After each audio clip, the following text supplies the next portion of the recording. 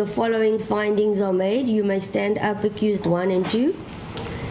Accused 1, in respect of counts 1, 2, 3, 4, and 5, you are found guilty as charged. Accused 2, Mr. Snyman, in respect of counts 4 and 6, you are found not guilty and discharged. You may be seated. Analyst, Professor Situlego Matebisi. Prof, good to have you on the program this evening.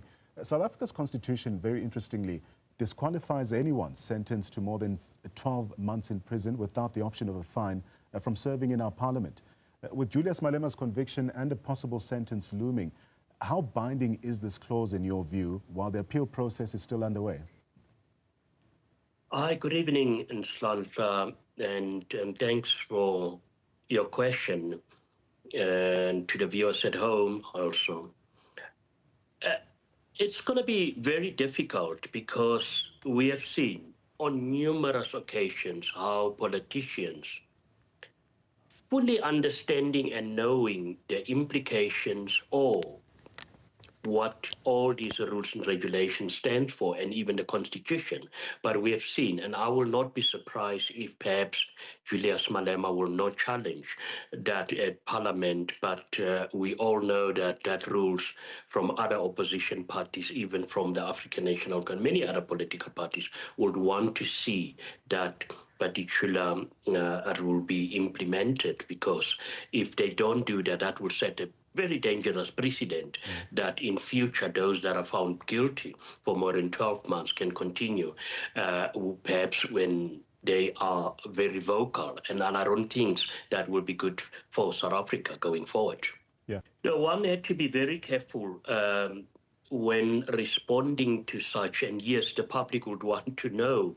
And once again, thanks for that particular question. But I often say, when any South African or anybody who is in South Africa at a certain moment uses any constitutional democratic means to do whatever, then one should, that is very commendable. So he's not breaking any law, and we all know our public figures do have the financial resources to be able to take such recourses, and unfortunately, the rank and file members or even the men in the street do not have that luxury. So we should afford Julius Malema that.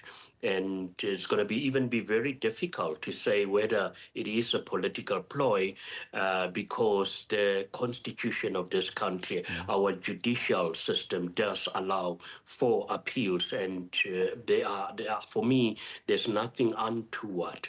But the longer this is also dragged out, we should look at the political implications, because definitely already for me, this judgment will have the potential to reshape the political dynamics within the EFF going forward. And perhaps one should start looking at that. But yes, most definitely, I do not, and I even expected that perhaps Julius Malema will take this particular route. Let's unpack that last remark. If Malema is ultimately sentenced and disqualified from Parliament, how do you think this would impact the EFF's effectiveness and credibility as a political force, particularly given how central he is to the party's identity?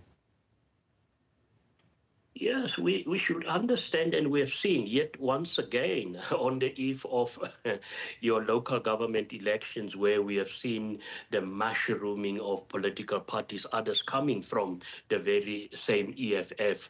But I'm going to put my head on the block here. In politics, in the South African political landscape, you need to have the financial resources. You have to have foot soldiers, or the lantern bread of this country, who will be able to garner support for you. But above all, you need a leader, whether the leader is tainted or not, and this is what has been happening, who shall be a drawcard, and that is what Malema was, and that was not surprising, that when the EFF was formed, it became the third largest party, and it was only recently that it was overtaken by MK party. So it will have huge implications. But fortunately for the EFF, it's a party that already has established branches, networks, structures in South Africa, and perhaps that will work for them. But and hopefully this will not also open another can of worms where some leaders will be jockeying for the to occupy that position, or at least the power that Malema had if, for instance, he is now found guilty. I don't think there's a clear successor yet who will occupy or lead the party in the same manner that Julius Malema have done. But one thing that we, as I've indicated, which perhaps is commendable for the EFF, they've got structures. And I strongly believe they do have a stronghold. They are core constituencies which will at least keep the party alive. But it's going to be very difficult, especially when you've got once that elephant in the room in South African politics rears its head yet again, where certain individuals will do everything in their power to advance their own interests instead of advancing and looking after the interests of the party and its members. And that will be very unfortunate. And unfortunately, this is one of the dilemmas of South African politics.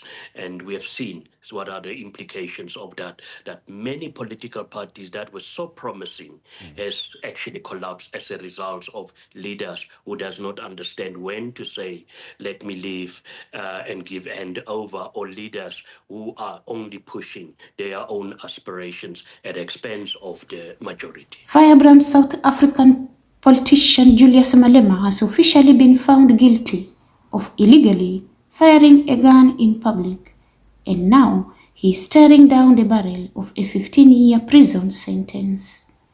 The explosive ruling comes 7 years after a viral 2018 video showed the EFF leader shooting what appeared to be a semi-automatic rifle into the air during a fairy party rally in the Eastern Cape. It wasn't blanks. It wasn't a stunt.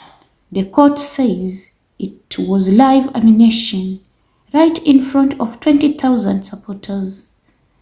Malema was charged with 5 serious offenses, including unlawful possession of firearm, reckless endangerment, and firing in public space, all under South Africa's Staff Firearms Control Act. The law is clear, 15 years minimum for such offenses. But Malema didn't flinch. Outside court, he declared, "Going to prison or dying for the revolution is a badge of honor." He accused the state of political persecution and vowed to appeal all the way to the Constitutional Court. This is just the latest storm surrounding Malema. Just 2 weeks ago, he was convicted of hate speech after telling EFF supporters not to fear killing for the revolution, and for saying, "No white man will beat me," comments the Equality Court ruled were inciting violence. His radical rhetoric has made a global headlines. Even Donald Trump used Malema's speeches as evidence of white persecution in South Africa during a heated exchange with President Ramaphosa.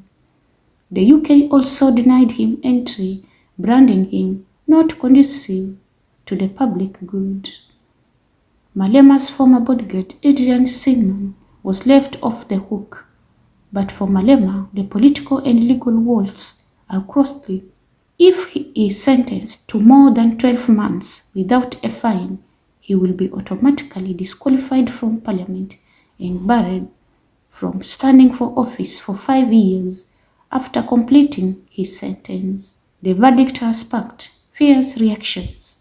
DAMP Ian Cameron celebrated the ruling, calling Malema a symbol of violence, criminality, and chaos. But for EFF loyalists, the conviction only fuels the revolutionary fire. South Africa now waits. Will Malema walk free on appeal or become the highest profile political prisoner in years? Whatever happens next, one thing is clear. The Red Barrel is now on trial, and the stakes couldn't be higher. This is Pihowa Network News.